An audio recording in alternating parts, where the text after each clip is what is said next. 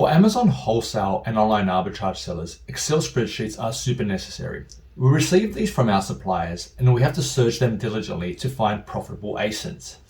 Using Excel spreadsheets correctly and effectively can help sellers save countless hours of work and can do functions on thousands of points of data all in an instant. But some sellers aren't familiar with Excel spreadsheets. They can be frustrating and even infuriating. Hey, what's up guys? George here. I'm a remote Amazon wholesale seller who has sold millions of dollars worth of products in the US. I'm based in Sydney, Australia, and from here I buy and sell thousands of products monthly. I don't see them, I don't touch them, I'm not even anywhere near these products. I operate 100% remotely, so online only. In fact, till this day, I've not even set foot in the US.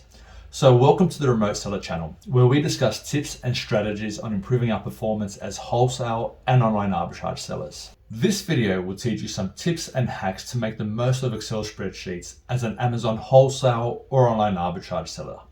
We'll start from very simple techniques and gradually get into some of the more complicated stuff. There are timestamps below, so if you want to jump or revisit this video in the future, you can skip straight to that part you want to see. When we receive price lists from our suppliers, sometimes the UPC is not formatted in a nice clean way like this. Sometimes they might have dash separators in between the numbers like this over here. And sometimes you might get scientific notation, basically numbers, dots, and then some weird numbers after that. So you want to fix both of these things when you get a price list from your supplier, because some software scanners don't accept these versions. They want the proper UPC in order to function correctly. So let me show you how to fix both of these issues now. To fix the dash issue, let's select the UPC column. So I'm going to grab the whole column and I'm going to press Control and H. So this brings up the find and replace feature. If you have trouble remembering this, you can also use Control F or the find over here, and next to it is the replace feature. Okay, so what are we doing here? So we're finding the dashes and we're replacing them. Okay, and in this case, because we want to delete the dashes, what we have to do is we have to replace them with nothing. Okay, so we're going to press the dash and we're replacing it with nothing. If we want to replace it with something else, we could, for example, replace every single dash with a question mark. That would mean everywhere there's a dash here, instead of a dash, it will be a question mark. But because we want to remove these entirely, we're replacing the dash with nothing. So I'm going to click on Replace All. And now 6,720 replacements were made, all in an instant, for the entire column that we're looking at. Excel sometimes will convert UPCs into scientific notation. Not because it hates you. It actually thinks it's doing you a favor, making it easier to read long numbers. But we have to tell Excel, hey, it's not a number, it's a UPC. We don't need to do math on a UPC. We effectively will be treating it as a text string. So when this happens, we want to convert this ASAP before we lose any important numbers from the UPC. There are different ways we can do this. So let me show you a few. So one of the simplest ways to convert scientific notation into a normal UPC is we highlight the whole column and we come up to the top over here and we change it to a number.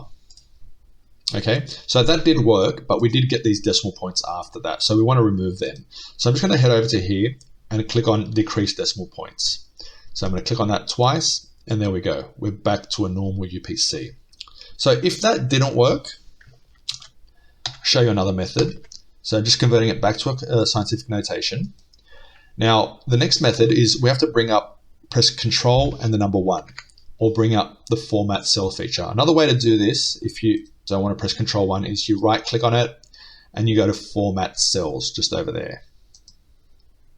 Okay, so where it says Custom, you want to click on Custom, and where it says Type, remove the word General and just type in 10 and hit OK. It worked this time. Okay, so that's the method 2. Now, the third method, I'm just going to press Control Z and bring it back to scientific notation. The third method is we want to, again, head to Format Cells or press Control 1 to bring up Format Cells. And under Custom, we want to remove General and we want to type in 12 zeros. 12 meaning the amount of digits in a regular UPC. So I'm going to type in 1, 2, 3, 4, 5, 6, 7, 8, 9, 10, 11, 12 zeros. Okay, Note that this method is probably the best. So using the 12-0 method, because the other methods might ignore the first digit if they start with a 0, whereas using the 12-0 method also includes UPCs that start with the number 0. The quickest way to search is by pressing Control F. You type your search term and press enter. Let's say I'm looking for Hugo Boss products. I can search for Hugo Boss, or I can do a partial search for Hugo.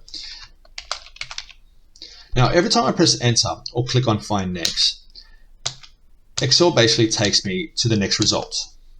Shift enter also works here. So I'm pressing shift and enter, and you can search backwards basically. You can also see all the search results at once by pressing the find all button. So we see 16 results. Note that these may not be all unique. They are matches anywhere within this worksheet. If we expand the results box, basically what we see is specific information regarding the location of the search term. So in book, we have the name of the Excel spreadsheet that we're looking at. In sheets, we have the name of the actual worksheet within the Excel spreadsheet.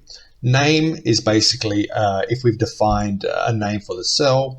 Cell is the cell reference, so where the cell is actually located, D1837 for example, or C1838 and so forth. Value is basically what is written within the cell. And formula it's handy when you're actually looking for formula. So if there was a formula in the cell, it would display it here. So as we can see, some results are in column C and other results are in column D. So if I were to click on these, basically I go directly to where that value is on the spreadsheet. So if I want to look only within one column, for example, I can click on the column and say find all. Notice from 16 results we went down to 8 results. Now if I want to look within the entire spreadsheet, so meaning all these worksheets together, what I can do is I can come to options over here, and instead of looking within the sheet only, I can say within the entire workbook. So I'm going to click on the workbook, and now again I'm going to say find all. So from 8 results or 16 results in the previous worksheet that we're looking at, now we have 128 results. So we have a lot more results now. And furthermore, I can actually click on these and go directly to these, no matter where they are in whichever workbook they are. So if this is in price list, if I want to find this one in found ASINs, I can click on it and it takes me right there. If we don't freeze the first column of data, basically where our titles are in this case, when we scroll down, we basically lose that data and we're not too sure what the titles are for each column. So we want to have this fixed, basically frozen.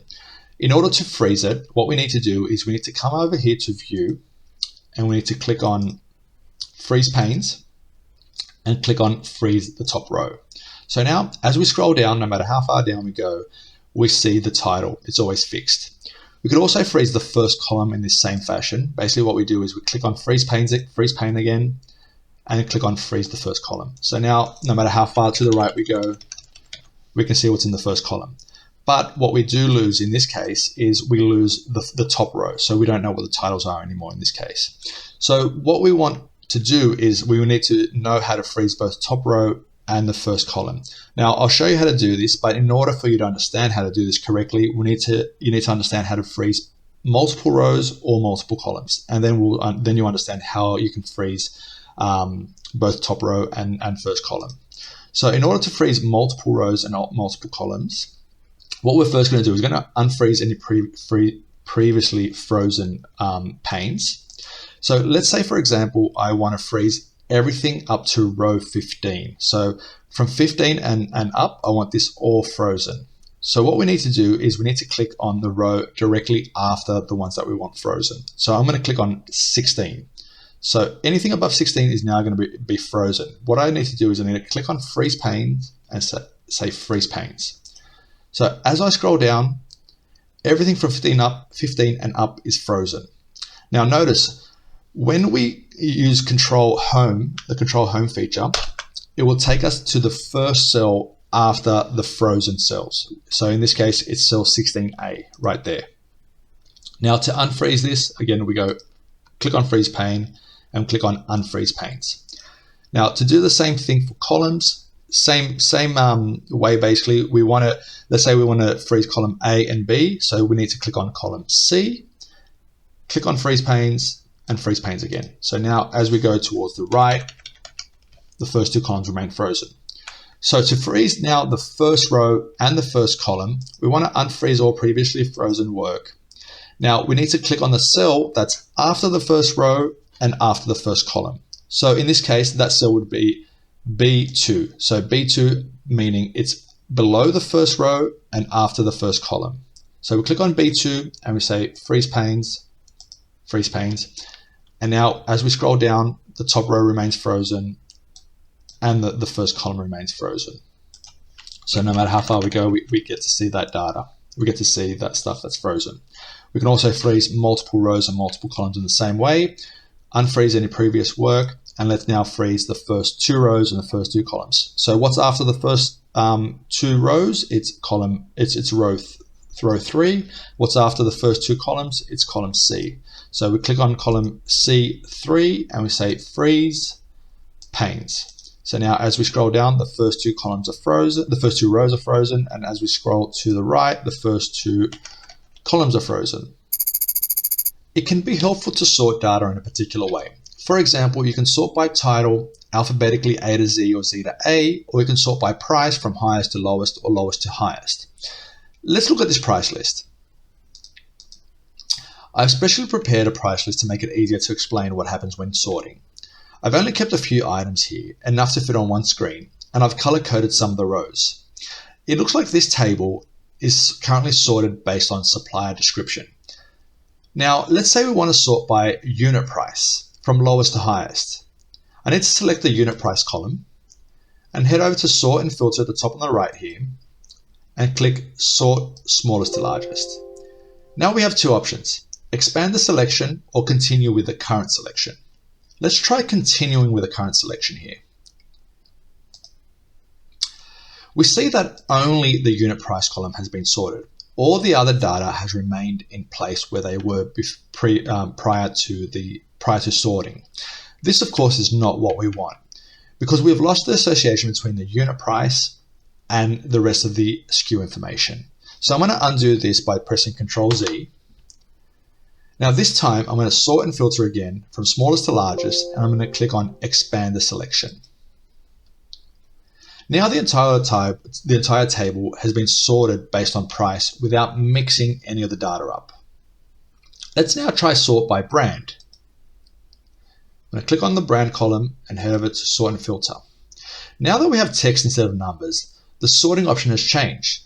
Instead of saying sort from smallest to largest, it now says sort from A to Z because it recognizes the fact that this column has text and not numbers. Expand the selection, and now it's been sorted alphabetically. There are many reasons we might want to filter data. We might want to look for something specific or even avoid something specific. Let's take a look. So firstly, we need to set up a filter. So I'm going to select the columns that we want to filter, which in this case is A1 to E1. I'm going to head over to sort and filter to the top right, and I'm going to click on the filter option. Okay, so now we see some change in the header row. We have these little triangles on it. So what these triangles basically indicate is that this column is part of the filter table, and we can basically filter the table based on the criteria in this column. So let's say I want to look for a specific brand. Let's say Africa's Best. Maybe my supplier sent me a message saying, hey, George, we have 10% discount on all the Africa's Best products. So let's check out Africa's Best. So in the brand column, I'm going to click on the triangle. And where it says select all, I'm going to unselect that. And now I'm going to scroll down until I find Africa's Best. Go past it. There it is, Africa's Best. I'm going to select this, and basically now we're only looking at Africa's Best products. So let's maybe try Christian Dior, for example. So I'm going to do that again. I'm going to unselect Africa's Best, and I'm going to scroll down to Christian Dior. I can also use the mouse feature here and keep scrolling down to Christian Dior. Oh, I think I passed it, but actually I just found Dior as well. So there's Christian Dior and Dior, so there might be a little mix-up in this Excel. So there's both Christian Dior products and Dior. So I'm actually going to select both Dior and Christian Dior. Christian Dior. Okay, now I've selected both. So I'm going to click on OK. So now we have all the Christian Dior and Dior products. Now I'm going to deselect these two Dior entries, and I'll show you another way we can do it. So I'm going to click on Brand, Filter, and I'm going to clear the filter from the brand. Okay. Now let's choose the text filters option over here. Now there are many different options. There's equals, does not equal, begins with, ends with, contains, does not contain, and custom filter. Many options. In this instance, let's choose contains. Now, if we want Dior only, but not Christian Dior, what we need to do is we need to type in the word Dior here, and in the next option, in the next filter, we can click on does not contain right there. I'm going to write the word Christian. So now we're going to choose only products which have the word Dior, and we're going to ignore everything that has the word Christian. So no Christian Dior, only Dior. Okay, there we go. All the Christian Dior have been ignored, and the Dior have remained. Okay, so let's try something else now.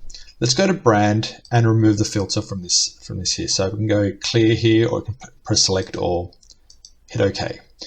Okay, let's say that I want to find products within the supplier description that are 6.8 ounces. So I only want to see 6.8 ounces. Okay, so I'm going to come here, I'm going to go to text filters, contains, and I'm going to type in 6.8 OZ. Now, some suppliers, due to human error, might have 6.8 ounces with a gap or without a gap. So we want to include both the text 6.8 ounces with and without the gap. So what we need to do is, instead of having and, we need to click on or over here.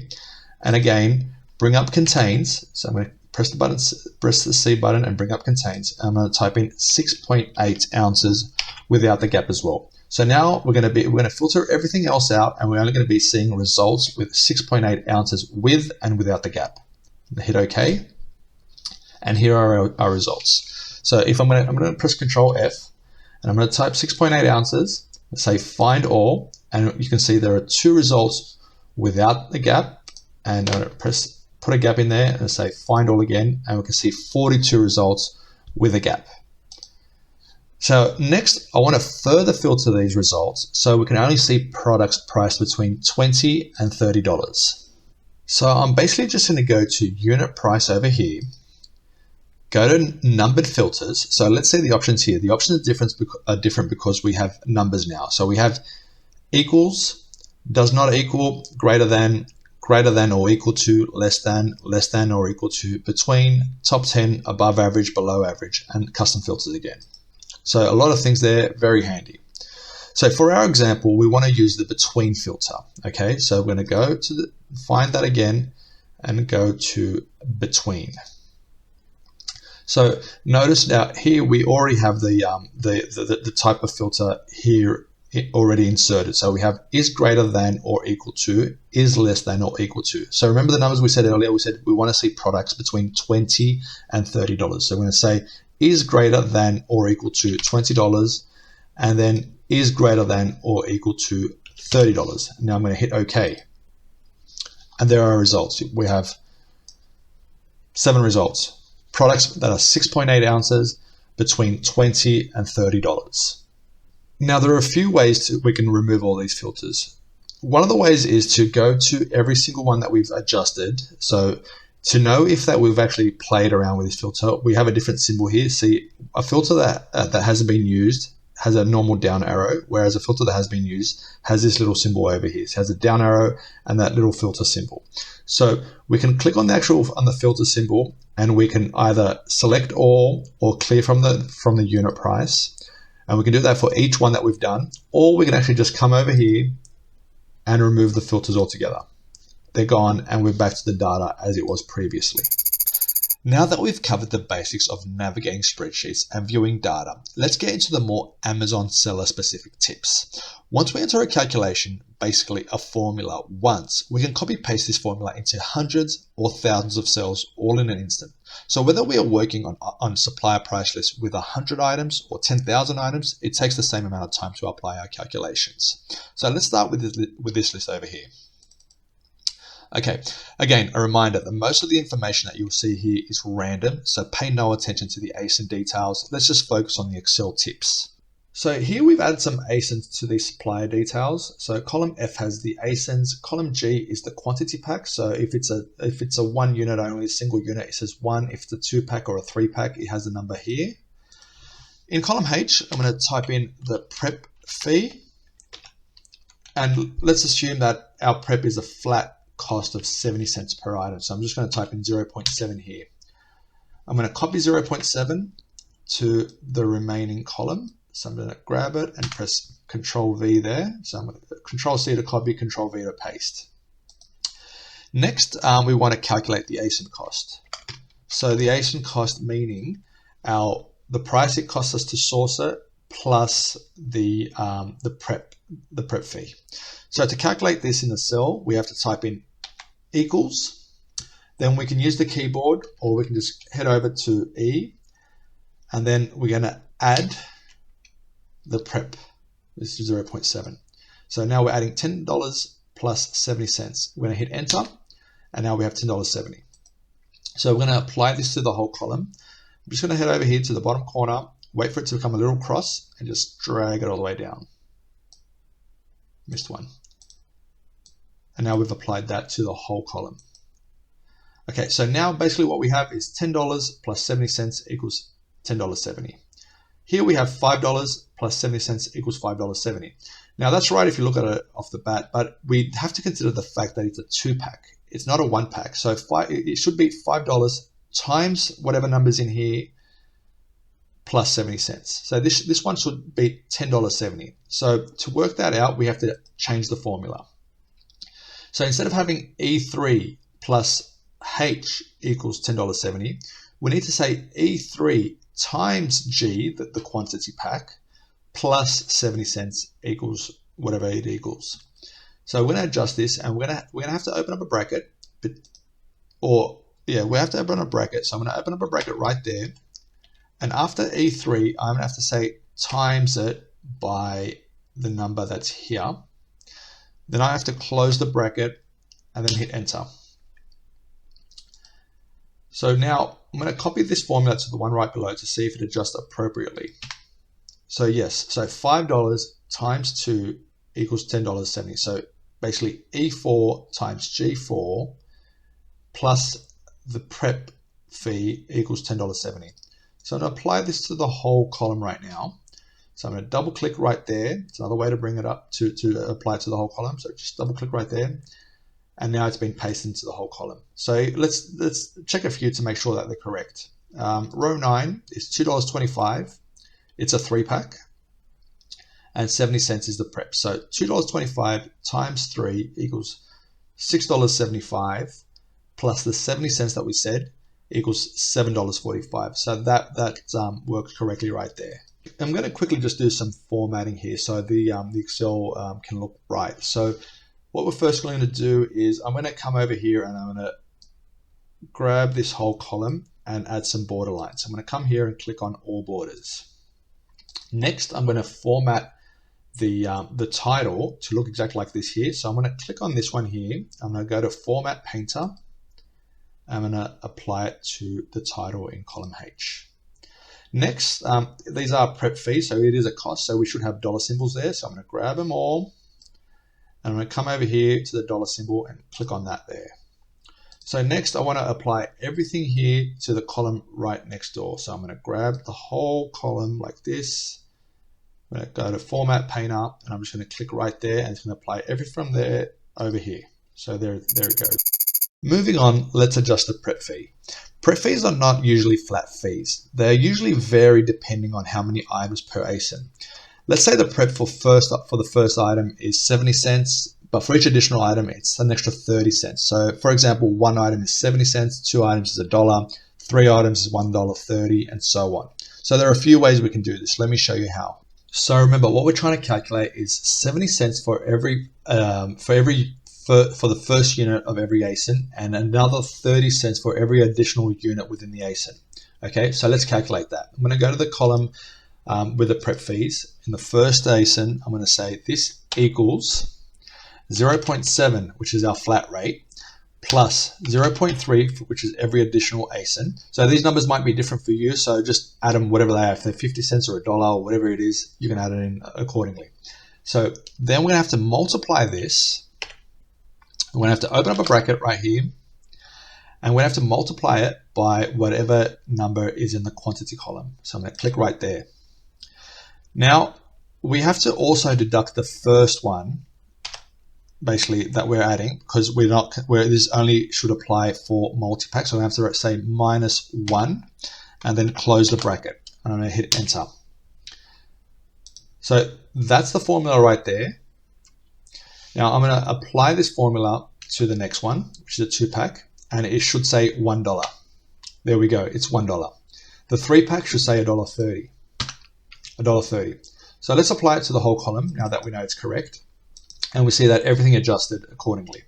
Let's try a few more just to see if it worked correctly. So this is a 1-pack. Let's change that to 4. It should say $1.60. Yep. 5 should say $1.90. 10 should say whatever it says, $3.40, for example. Okay, let's change that back to 1. Some prep centers might offer a bit of a more complicated pricing structure. So I've seen this in the past, and I'm just going to show you an example. So they might say,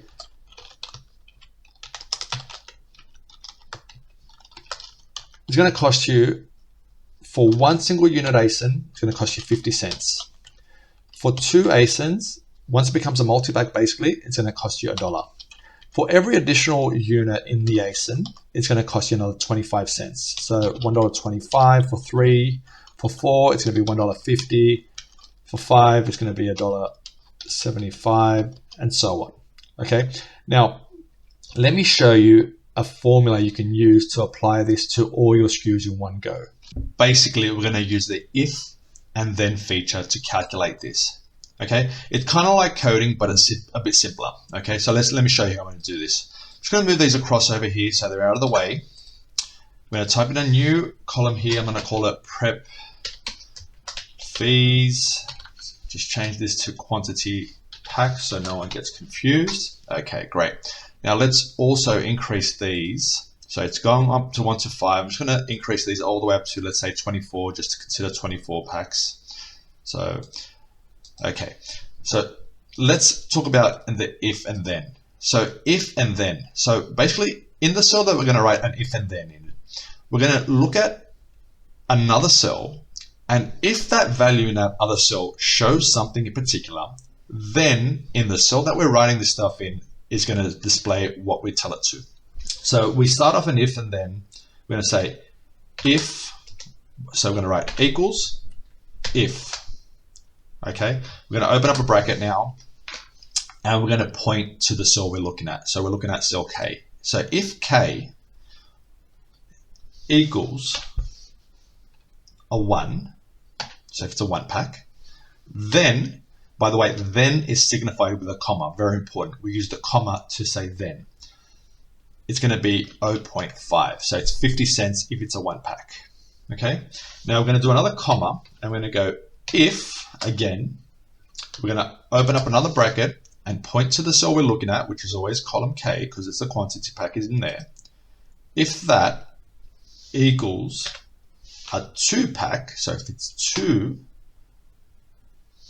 then it's going to cost us $1. So we have to write the $1. Okay. Now, after the 2-pack, which is $1, it's going to be costing us an extra 25 cents per extra unit. So we have to write comma 1 again, and then say plus 0.25, an extra 25 cents. And we're multiplying that by, we have to open up another bracket, by whatever is in here minus the first 2, because At the third and after is when we start considering the 25 cents extra per unit. So we have to write -2 in here. Okay. And now to finish off this whole formula, we have to put 3 brackets in because we've opened up 3 brackets. So we have to close it using 3 brackets. So 1, 2, 3 closing brackets. Now I'm going to hit enter. Okay, so it's 50 cents. Because it's a 1 pack, it's 0.5 or 50 cents. I'm going to convert this to a currency, so it's a bit simpler. Now let's apply it to the one below. It should be $1. Yep. Now the third one should be $1.25. I'm going to copy it, paste it right there. Okay, so it seems to be right. Now let's apply it to the whole column. There we go. Okay, so a 24 pack is going to cost us $6.40 to prep. A 10 pack is going to be $3. So let's take a look at this this formula again. So here's the formula right here. Okay, so we said to it, if it's a 1 pack, 50 cents. If it's a 2 pack, $1. Now we have a comma here. For every time it's over $1, it's going to be an extra 25 cents. And we're only considering numbers which are above 3. So we're minusing the first 2 out of it. That's what we're doing right there. So let's say your prep is a bit different. Maybe your prep center charges you 75 cents for the first unit in the ASINs. So a 1 pack is 75 cents, and a 2 pack is $1.50, for example. So if it's $1.50, over here where we say it's 2, we have to change that to $1.50, so 1.50, and we also have to change the one directly next to it to $1.50 as well, so $1.50 there as well. And let's say, for example, if instead of 25 cents per extra unit in the ASIN, it's 35 cents. We have to write 35 there.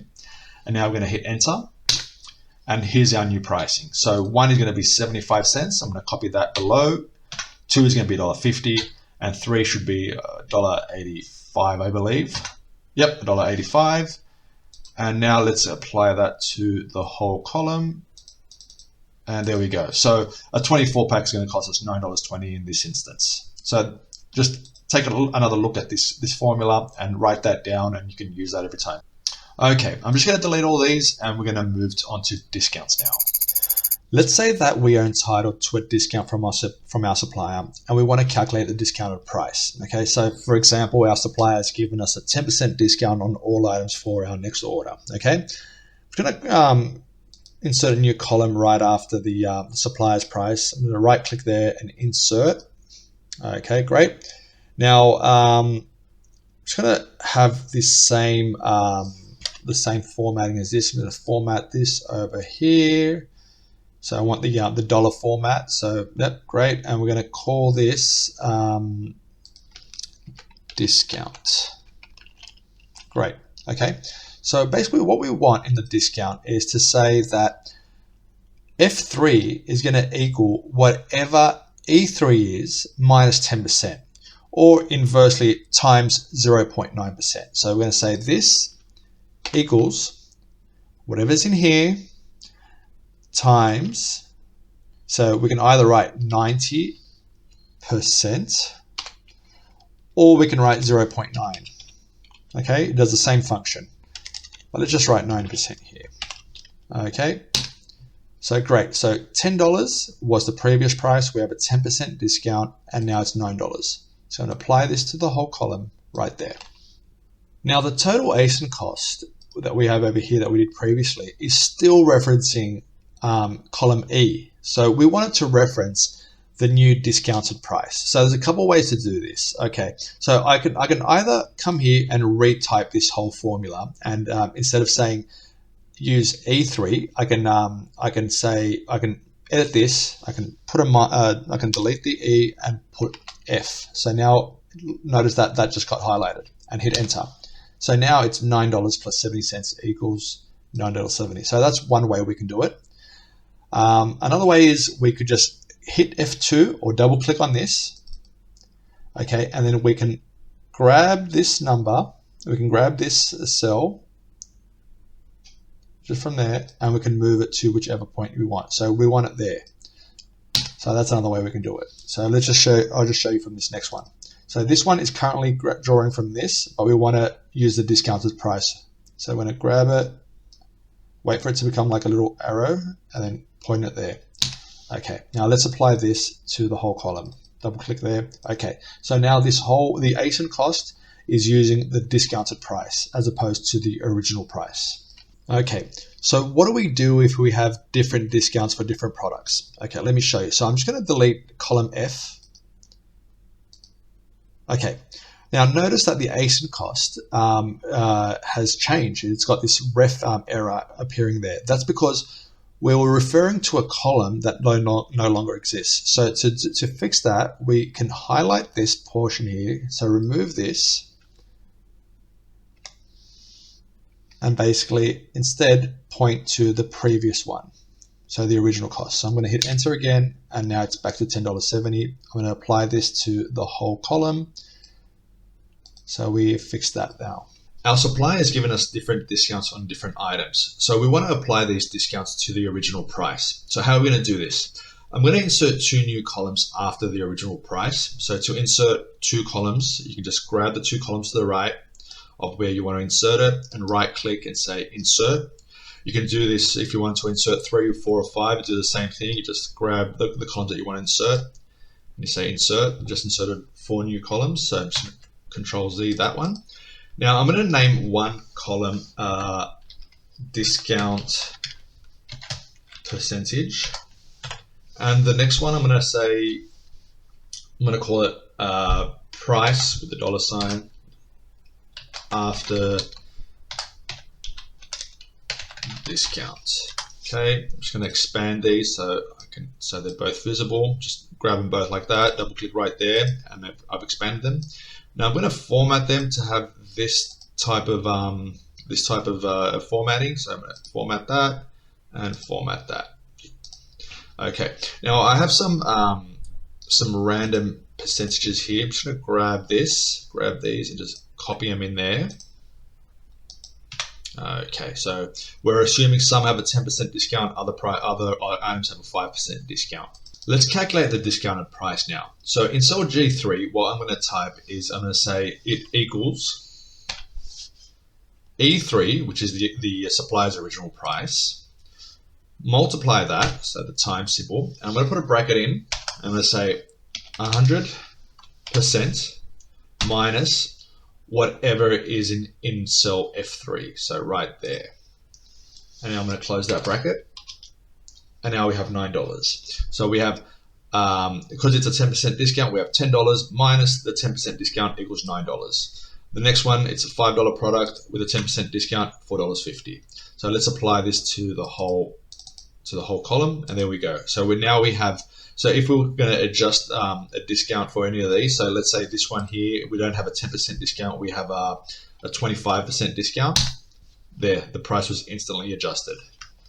Or let's say if it was a 50% discount, type in 50, the price is now $3.30. 50% off, $6.60. Let's look at some of the most important calculations for our Amazon business. Okay, I'm going to start by adding a few columns. So I'm going to add the sale price. I'm going to add Amazon, the referral fee. I'm going to add Amazon fulfillment fee. Then I'm going to add profit margin, and of course the most important one, ROI.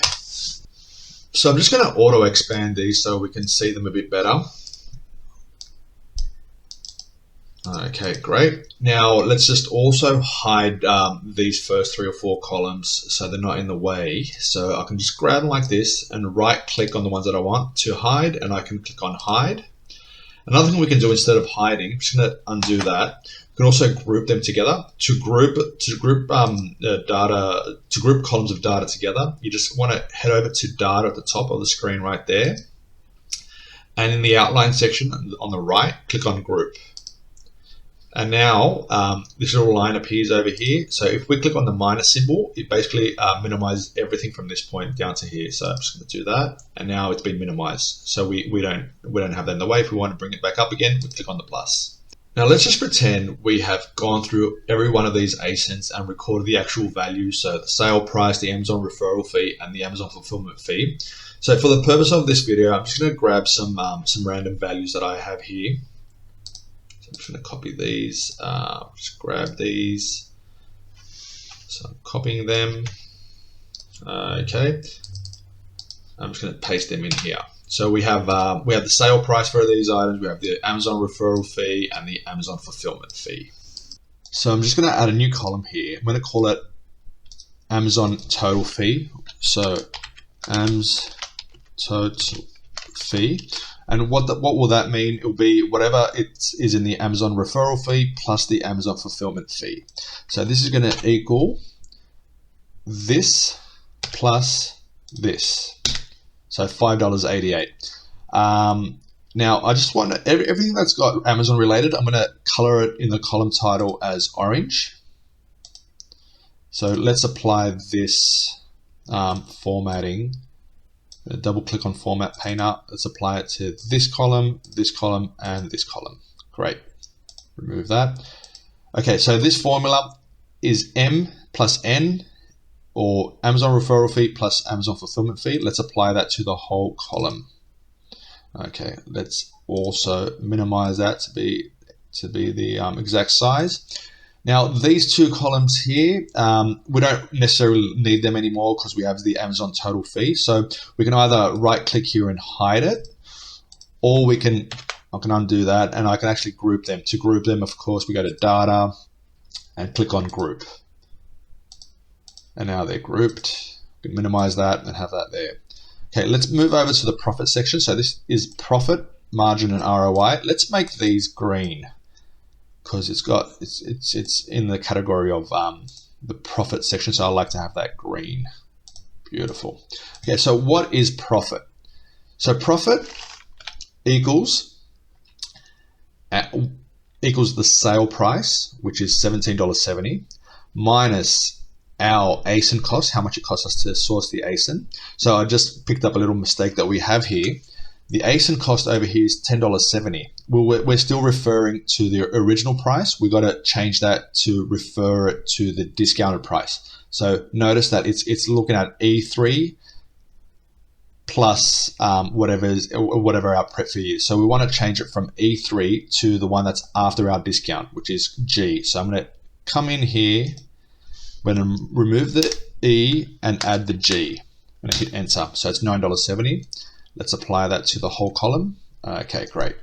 So back to what we were saying. What is profit? So profit equals our sale price, whatever we sell it for on Amazon, minus how much it costs for us to source it, which is in this case $9.70, $9 plus the 70 cents prep, minus the Amazon total fees, which is in column O. Now we hit enter. So it's $2.13 profit for this product. Okay, so what is margin? So margin is of course our profit. It equals our profit divided by the sale price, $17.70. So we're going to hit that, hit enter.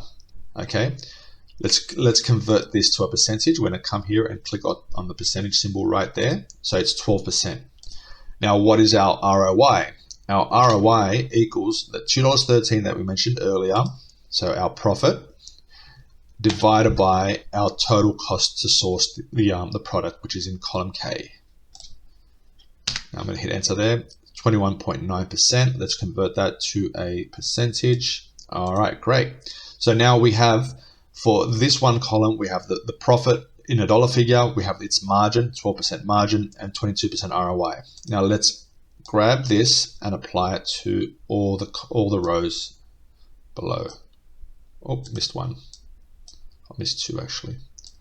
All right, there we go. So that's that. So now we have the profit, the margin, and the ROI for all those items. Just going to put some border lines there so it's nice and neat. Okay. So we have a few losers in here, a few products that aren't actually profitable at all. So we want to filter these ones out. So let's apply the filters to this. So I'm going to minimize, I'm going to actually expand all the filtered stuff or all the group stuff here by clicking on number 2 here. clicking on number 1 minimizes them all again at once. So I'm going to click on number 2, and let's apply filters to all these columns. So I'm going to click on their titles, sort and filter, and I'm going to add the filter function. Now I'm going to just minimize them all again. Okay, great. So we want to remove some of these crappy ones. You know, -$4, of course we don't want that. -$6, we don't want that either. So let's start removing some of these ones, these undesirable ones. So I'm going to click on the down arrow in profit, and I'm going to start filtering some stuff out. So my criteria is I want at least $2 worth of profit and at least 20% worth of ROI. So I'm going to come in here, I'm going to write the number 2. I'm going to say OK. So everything below $2 has now been removed. And I'm going to come to the ROI down arrow, numbered filters again, greater than, and I'm going to write 20% here. Okay, great. So now I'm left with 8 units. Okay, I'm going to sort these by highest ROI to lowest ROI. So now we have the highest ROI first with 59% and the lowest one right there with 22%. Okay, so it's time to start preparing a purchase order. So over here we have the filtered results, so what we actually want to purchase, but we do have all the previous results here. So let's create the exact copy of this sheet over here. I'm going to right click over here, I'm going to go to move or copy, and I'm going to click on create copy. I'm going to check this box right over there. I'm going to say okay, create this as a copy, and there we have the second version of this one here. Okay, so what I'm going to do now is I'm going to remove all the filters. So I can either individually click on these and remove the filtering we did. So I can click on this and say clear from profit, or I can just click on here and remove the filters altogether. So now we have all the original products. Okay, so what I'm going to do now is I'm actually going to delete all the ones based on our criteria here. So I'm going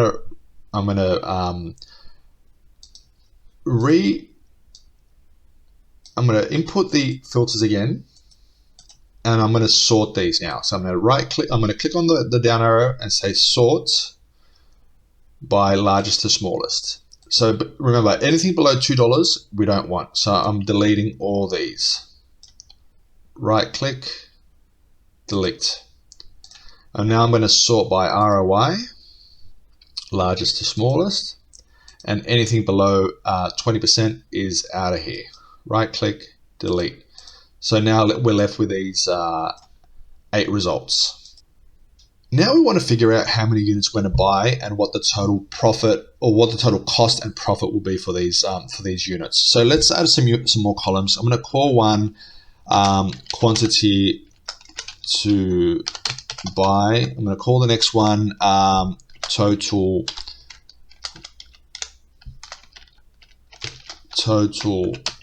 Oh god, I can't type.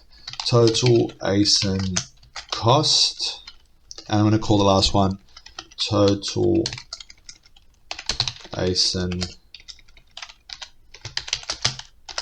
profit. Okay, great. I'm going to give these a different color.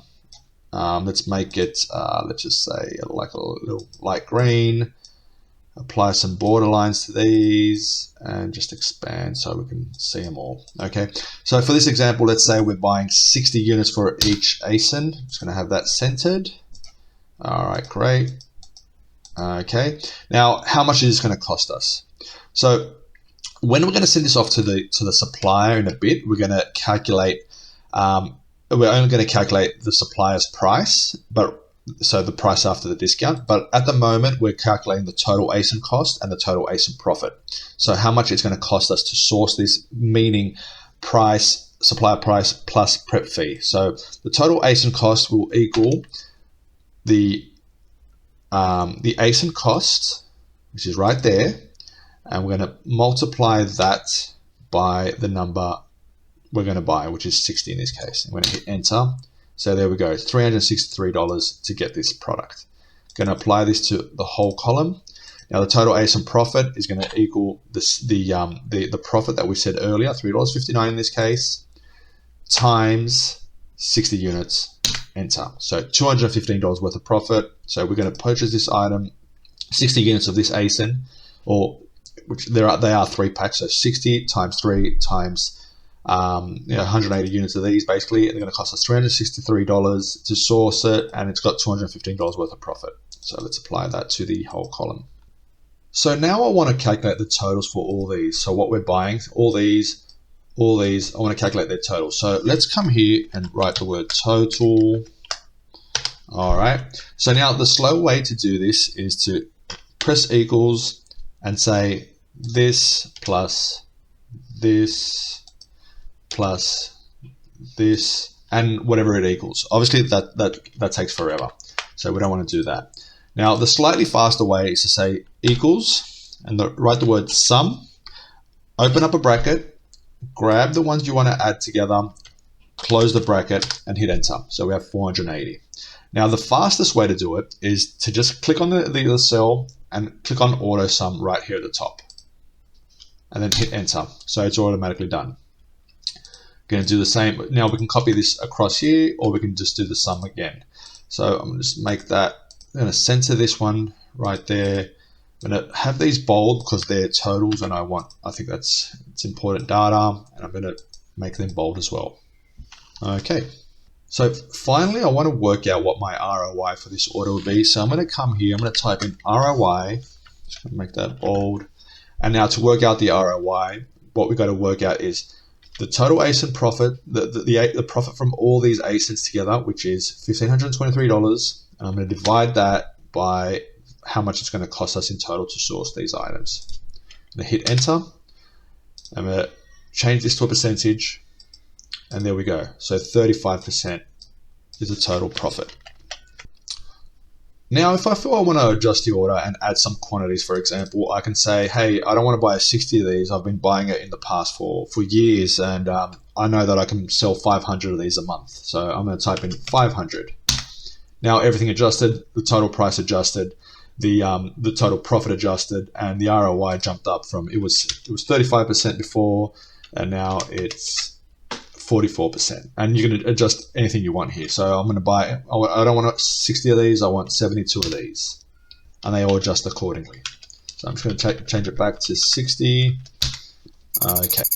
So now it's time to prepare something for our supplier. So something that we're going to actually send to them.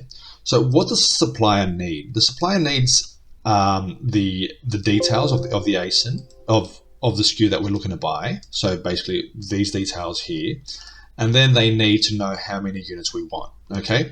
So I'm going to copy this information across over here. I'm not going to copy the unit price because we have a discount. So I'm going to copy this and come across to this section here and I paste it in there. I'm going to name this whole section purchase order, okay?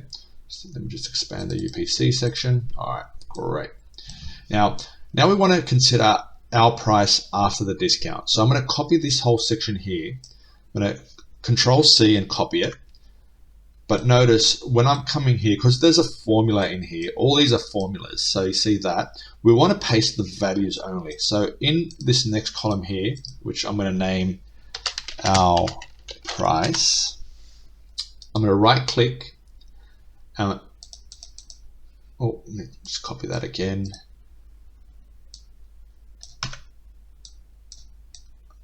Now I'm going to right click in here and say paste, not this paste. You see that? We've got an incorrect value there. I'm going to right click and say paste values. So now we only have the values that were set in that previous section. Okay. Now the next one, I'm going to write the word quantity. So it's how many units we're buying. And lastly, we want total cost for the whole, for that SKU that we're buying off them. Okay, so now importantly, we have the quantity, which we said was 60, but some are 3-pack, some are 2-pack, so we've got to consider this. So in the quantity that we're going to request from our supplier, we're going to say this equals 60, which is what we wanted to buy, and we're going to multiply that by the quantity that's in each ASIN. So I'm going to click on the 3 over here in column I, and I'm going to hit enter. So for this ASIN here, or for this SKU, we need 180 units. I'm going to copy this down to the rest of them. So notice that for some, we're buying 60, the single packs. For the ones that are 2-packs, we're buying 120, and for the ones that are 3-packs, we're buying 180. So let me just center all these. Okay. Let me apply some filtering, some borders. All right, great. So the total cost, of course, will equal the 180 units that we're buying times our price of $1.58 for this one. So let's apply this to the whole to the whole column right there. All right. Expand this. All right, and let's make all this white.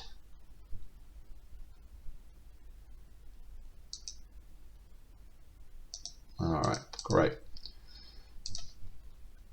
Let's also apply the sums of all these. So I'm going to click on AutoSum at the top here, hit enter. So 840 units. So it's not 480 units. It might be 480 units we're sending in as ASINs to Amazon, but what we're actually buying, because considering the 3-packs and the 2-packs, is 840 units in total.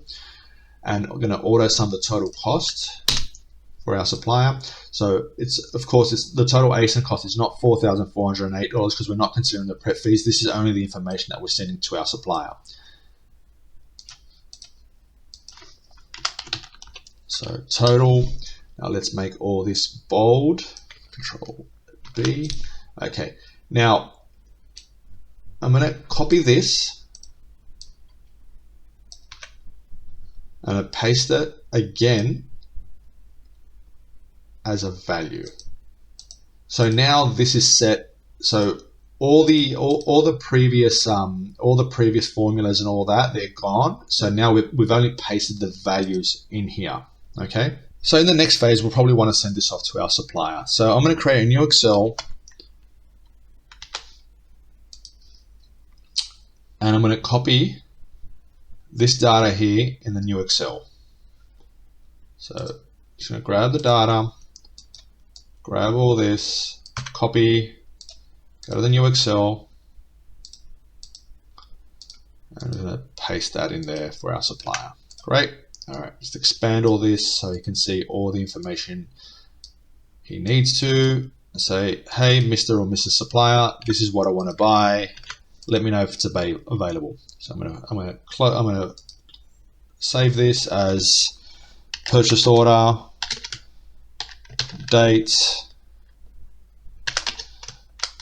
supplier ABC, and save, and we're done. Now we can send this off to our supplier and they can get back to us with what's available and what isn't. Thanks for watching this video till the end. I hope it helps you understand how to use Excel a little bit better. If you have any questions or if there's anything that you would like to know that I haven't covered in this video, then please post a comment below. I'll be posting videos on this channel about improving our performance as Amazon sellers. I'll be covering topics like how to get the buy box, how to be a 100% remote seller, how much you can expect to make on Amazon as a new seller, and how to get to your first $1 million in sales on Amazon. So like and subscribe so you don't miss out. I'll see you guys next time.